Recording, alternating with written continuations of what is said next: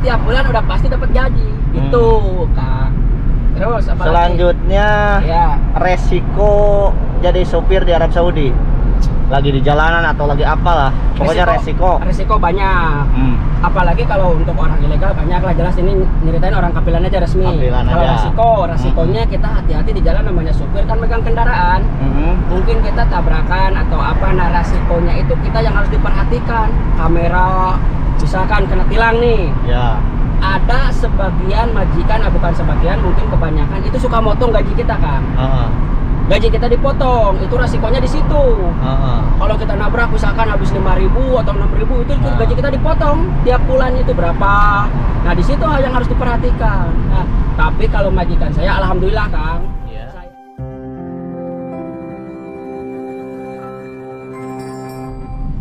Assalamualaikum warahmatullahi wabarakatuh. Jumpa lagi dengan saya di channel Sobat TKI, dan di samping saya ada Kang Jaya.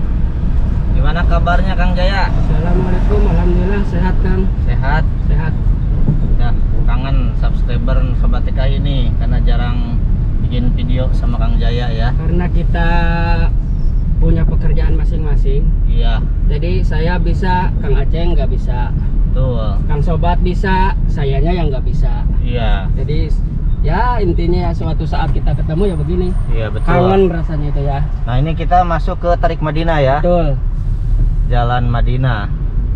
Di video kali ini Kang Jaya sekalian pulang ke kontrakan nih. Ya. Saya mau khusus ini mah wawancara, bukan nama. Siap. Wawancara Kang Jaya. Siap.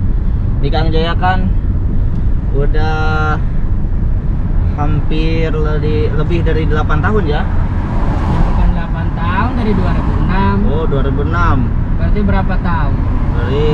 Jadi sopir. Jadi supir. Dari awal sampai awal sampai sekarang. Berarti 15 tahun. 15 tahun. Iya. Nah, mungkin ada teman-teman yang mau berangkat ke Arab Saudi sebagai sopir. Apa sih yang harus dipersiapkan bekerja sebagai sopir di Arab Saudi? Tapi khusus untuk supir ini ya, yang saya tahu. Soalnya kalau jenis worker misalkan di matam atau di restoran, saya di restoran atau di hotel, yang lainnya lah saya kurang paham. Ya. Kalau sebagai supir yang udah saya alami nih ya, nyata dan fakta ini, nggak ngada-ngada.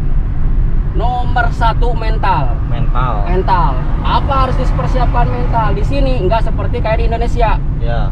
Di Indonesia, misalkan kita punya majikan nih, mau pergi besok, dari awal-awal tuh udah ngomong, saya besok mau ke sana, kita udah siap.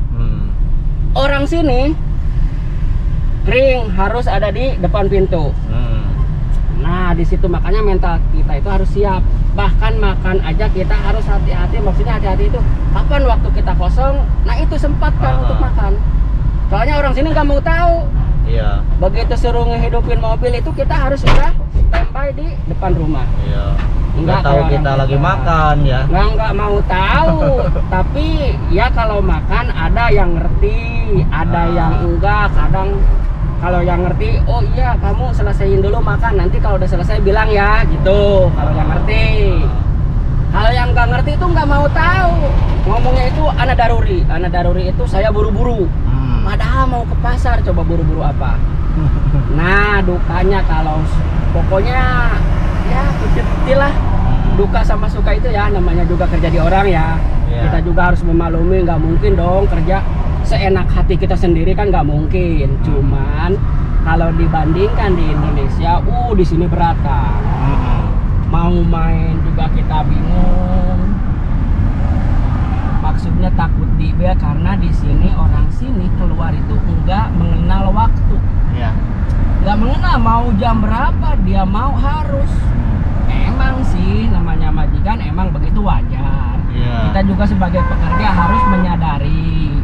Cuman nggak ada toleransi seperti kayak di Indonesia.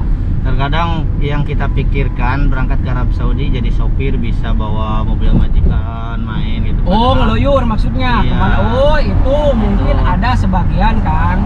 Ada yang dikasih pentaris, misalkan ini khusus untuk madam, sama madam, ini khusus untuk belanja sama untuk kita pergi, ada sebagian, cuman mungkin sebagian 1% juga enggak lah, mungkin 100% gitu.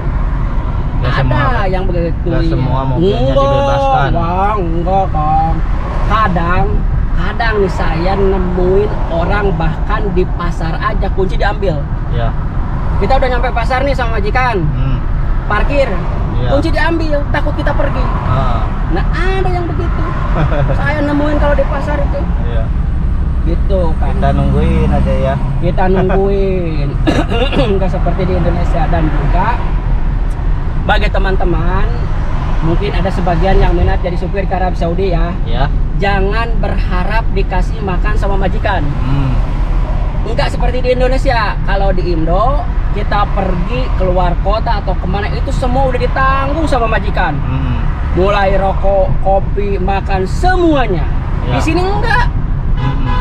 Majikan di restoran makan, kita mah diam nungguin di luar. Ya.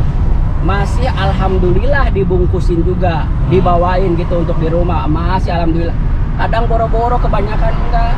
Supir mau makan, mau minum, nggak mau tahu karena udah digaji. Ya. Pikirannya orang sini begitu.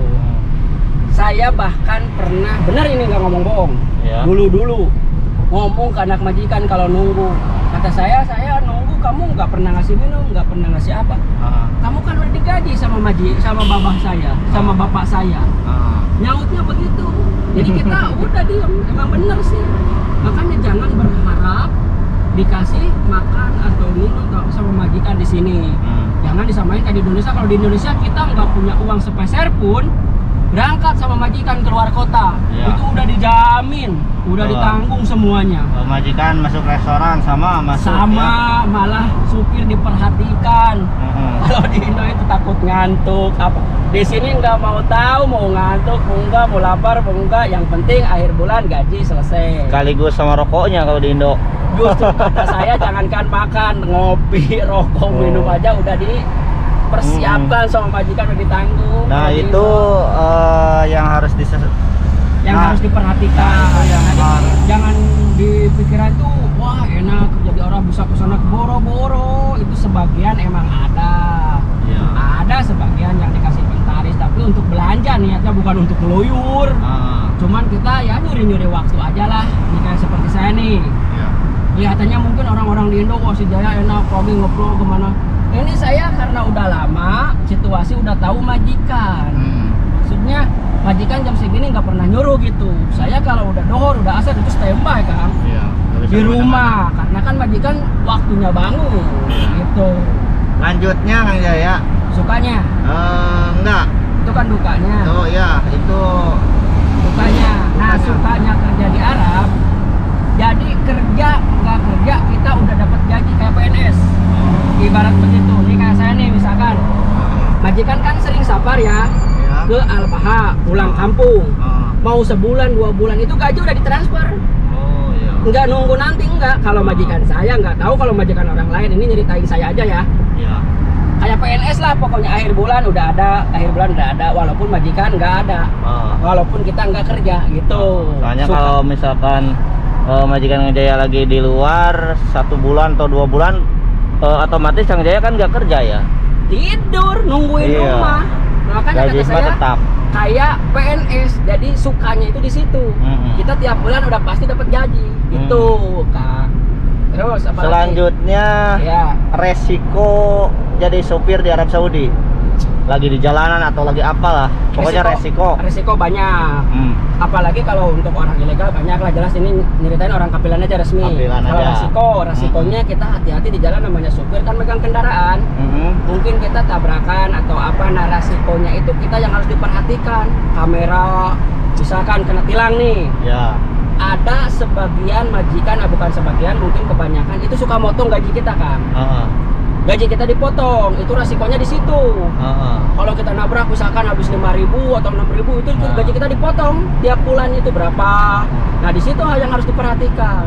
Atau kena kamera gitu ya. Kena kamera, pokoknya kena tilang lah. Kena garamah itu ada. Tapi kalau majikan saya alhamdulillah Kang, saya aja udah 2 kali. Tapi emang bukan saya yang salah sih ditabrak orang. Itu nggak pernah motong gaji. Alhamdulillah walaupun habis banyak.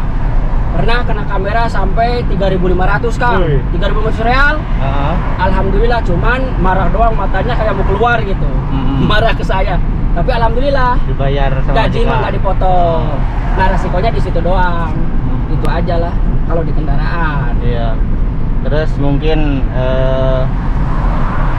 lagi mengendarai mobil nih, karena terkadang orang sini itu gak sabaran ya. Oh, apalagi beda sama di Indo. Kita di sini harus banyak mengalah bawa kendaraan di Arab Saudi nih. Soalnya orang Arab kalau lihat orang luar, bukan cuma orang Indonesia aja, orang luar aja intinya. Mepet sedikit aja ke dia marah, lebih ganasan dia. Apalagi dianya benar, selagi dianya juga salah, orang sini nggak mau tahu. Kamu kan pendatang, katanya gitu ngomongnya. Saya orang sini, katanya gitu. Makanya kita lebih baik mengalah, namanya di negeri orang. Ya kemungkinan orang luar juga kalau ke negara Indonesia mungkin gitu sama, mengalah mungkin. Kita juga lebih berani kalau di negara sendiri. Mau salah, mau benar tetap. Itu harga diri kita sebagai warga, sebagai warga apa? Sebagai penduduk asli, nggak mau kalah sama pendatang dong. Itu orang sini juga ya sama. Tapi kalau sama-sama Saudi cukup salaman doang selesai. Sama-sama warganya. Tapi kalau misalkan orang Indonesia jadi sopir di sini kayaknya lebih enak. Kalau orang Arab Saudi ke Indonesia bawa mobil kayaknya nangis Indonesia. Wah, nggak bisa Kang. Jalannya itu nggak bisa. Kalau di kita. Orang sini walaupun soalnya orang sini kebanyakan pakai supir sih. Makanya dia kan alasannya apa? Nggak mau nunggu, nggak mau nganter istrinya, anaknya, nggak mau orang sini. Ya. Kebanyakannya itu begitu. Nah, jadi seperti itu ya teman-teman. Pertama yang harus dipersiapkan mental, suka duka, mental, terus gitu. resiko jadi supir di Arab Saudi ya. Ya. Wah, pokoknya kalau diceritakan nggak cukup sehari lah. Banyak ya. Banyak. Kita singkat aja gitu ya. Ya, seperti itu. Iya. Terima kasih Kang Jaya nih penjelasannya. Ketiga, udah. 3 aja lah. Iya. Masih banyak kalau diungkap mah. Misalkan orang sini seneng ngeluyurnya karena apa? Banyak alasan ini. Orang sini seneng keluar karena nggak bisa bertetangga kan orang sini itu. Iya. Kalau nggak ngumpul di pasar mau di mana lagi? Makanya orang sini keluar tiap malam, tiap hari bukan untuk kebutuhan belanja atau resiko dapur atau ke sakit atau bukan sebenarnya. Iya. Cuman main-main doang ke pasar karena di rumah gitu jenuh, iya ke pantai, ke tempat intinya ke tempat hiburan lah. Untuk menghindari rasa jenuh, rasa kesel di rumah gitu. Karena di sini walaupun dekat sama tetangga, kalau bukan saudara itu nggak main Kang. Walaupun satu apartemen, kalau lain orang itu kalau bukan saudara nggak main ya kayak di kita saling tetanggaan. Nongkrong di warung ngobrol. Nongkrong di warung boro-boro, jangankan perempuan, laki-laki juga begitu. Jadi pertemuan juga laki-laki itu begitu, jarang yang ke rumah. Itu kalau ke rumah dibilang ajimahan, itu keluarga, sifat paman, sifat ade, pokoknya keluarga intinya. Kalau sama orang lain itu paling pertemuannya itu di pernikahan, di restoran, di kafe-kafe. Itu orang sini ke kafe itu udah kebutuhan karena untuk menghindar rasa jenuh di rumah. Jadi bukan nakal, wah ini cewek nakal tiap malam ke kafe, bukan. Orang sini itu. Jadi kalau di kita misalkan di kita nih, perempuan tiap malam ke kafe kan curiga. Timbulnya fitnah. Kalau di sini bukan, saya ngantar anak majikan si janda hampir tiap malam lah intinya. Ke kafe itu bukan nakal, bukan kan. Emang orang sini kebiasaannya begitu, pengen ngopi pergi ke kafe, pengen beli kek, nyahi, teh manis atau santai-santai ngobrol sama teman di kafe itu sebenarnya. Kalau di kita kan orang, apalagi gadis misalkan tiap malam ke kafe kan, curiga itu ya beda. Kalau di sini enggak, karena kebutuhannya emang ke situ, menghilangkan rasa jenuh dari rumah. Karena kalau dipanggil ke rumah di sini banyak mamnu. Mamnu itu nggak boleh selain keluarga gitu Kang. Jadi seperti itu. Terima kasih Kang Jaya nih kalau di Ulu penjelasannya. Kapa banyak lah. Dan terima kasih juga buat semua teman-teman yang sudah menonton. Mudah-mudahan bermanfaat. Ini yang bisa saya sampaikan. Ya lagi udah panas lagi. Wawancara keringet saya udah keringetan karena ini AC-nya dari luar. Dari luar malah panas. Terima kasih. Iya. Jangan lupa dukung terus channel kita. Iya. Kang Jaya. Biar lebih semangat lagi ya. Ya walaupun gak ada yang nonton tetap semangat sih lah. Itu hiburan lah saya itu. Iya, terima kasih. Mohon maaf bila ada kesalahan. Wassalamualaikum warahmatullahi wabarakatuh.